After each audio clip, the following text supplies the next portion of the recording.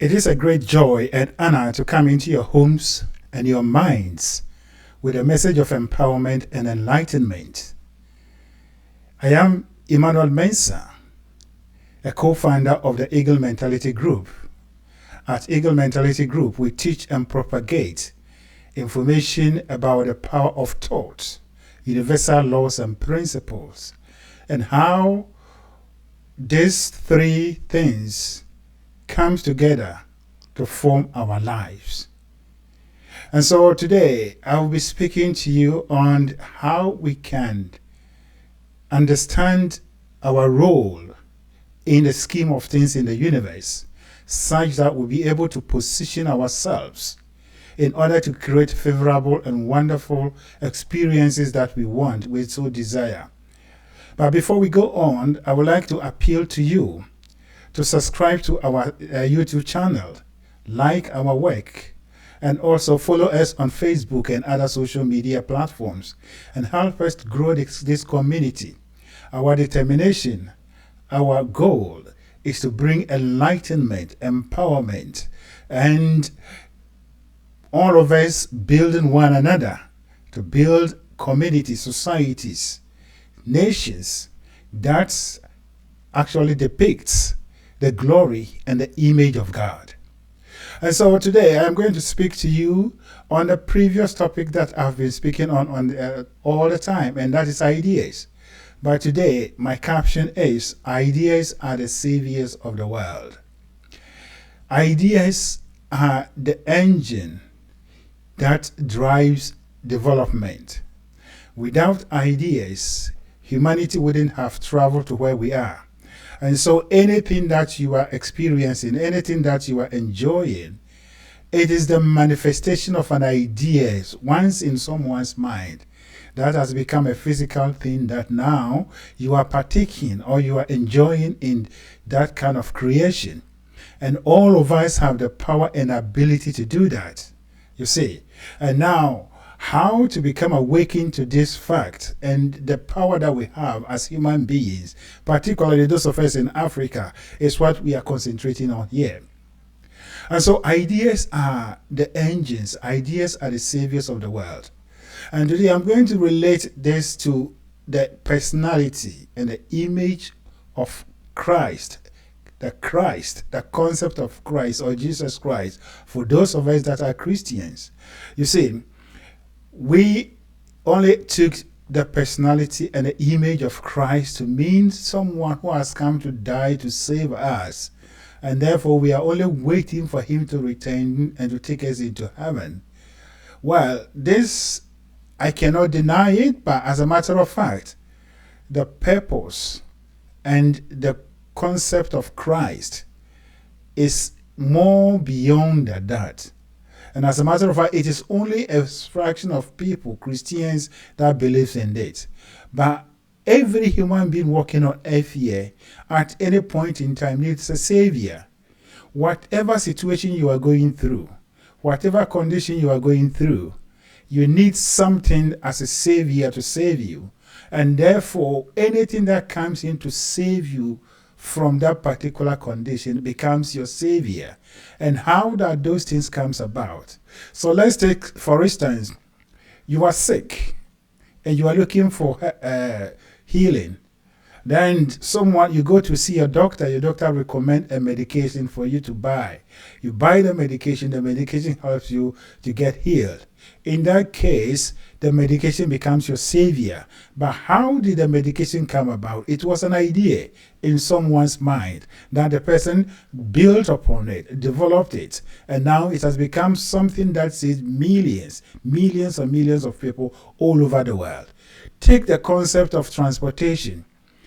At one point, human beings were walking over long distance. As a matter of fact, because of the limitations of long distance, the only world that human beings knew at that time was where they live, because they couldn't travel as we are crisscrossing across the world today.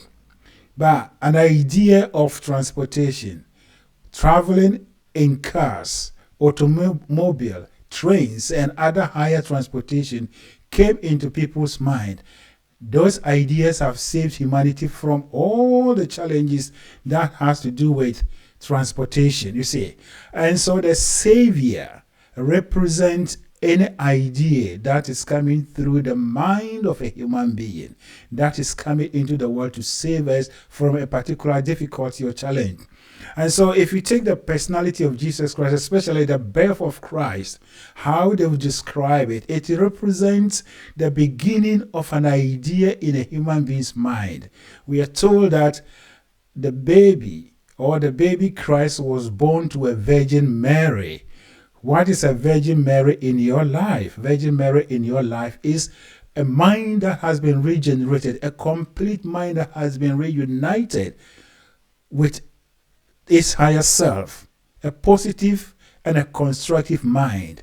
It is when you are in that happy, joyous mood that an idea drops into your mind. And when that happens, it is a conception of the Christ that is coming into the world to save humanity from a particular situation. And it's just like Mary conceiving the Christ that we all know as we call the Savior of the world, you see. And then this idea begins to grow just as the baby grew up in the womb of the mother Mary and it came to a point that it appeared in the world and the whole world. The eyes beheld him. You see, it is the same thing. You are having a lot of ideas. There are some of the ideas that are coming with a very full force.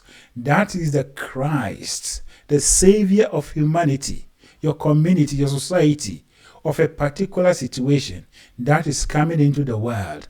And you are supposed to take that idea, just as Mary and Joseph took Jesus Christ as their idea and nurture him to become who he became. It is the same thing.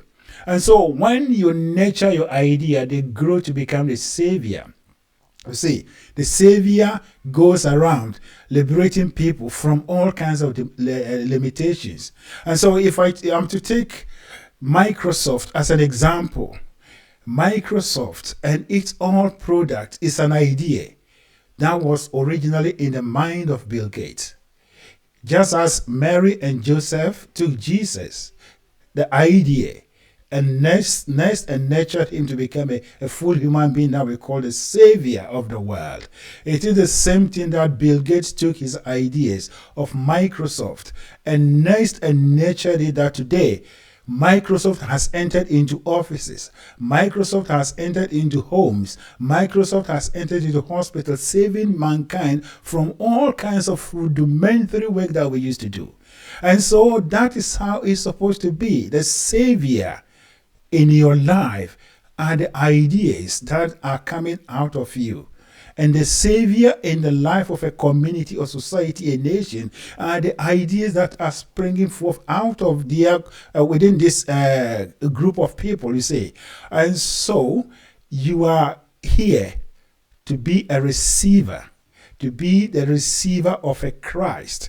And next, give birth to that Christ. Next, and nurture that Christ to grow, to become the Savior of yourself and you and all people around you. You see, one idea changes a human being's life. As a matter of fact, we are chasing prosperity, we are chasing development, we are chasing all kind of good things in the wrong way or from the different sources that they don't exist. You see, if your preoccupation is to work hard, is to do all kind of things to make money, to make yourself good, to become a successful person, you have little chance of succeeding that. And even you may get some, but that will not be the full potential that will not be your full potentials.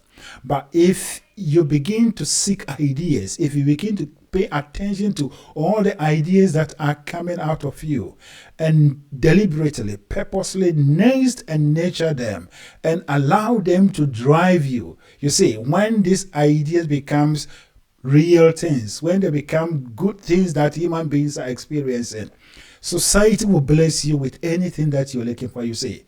And so if we superimpose this on a nation or a group of people like a race, it is the same principle that runs through from the individual level to the higher level of groupings of human beings. Any group of people that are lacking men and women who have this concept, that are looking for ideas, will never prosper, will never go forward. They will continue to be slaves. They will continue to be dominated by other people because they are looking for domination. They are looking for power from the wrong source, you see.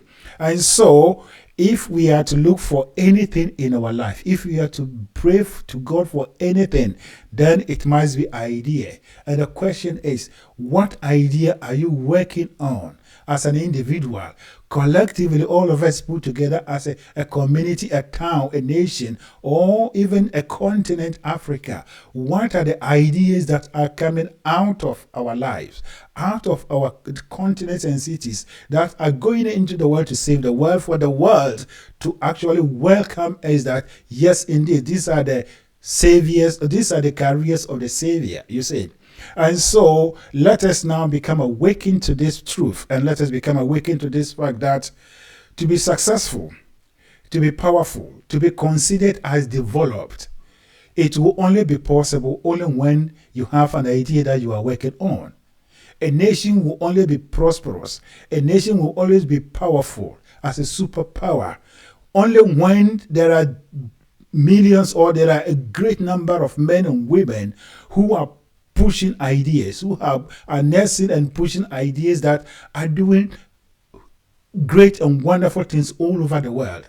And that is the truth. This truth, no one can deny it.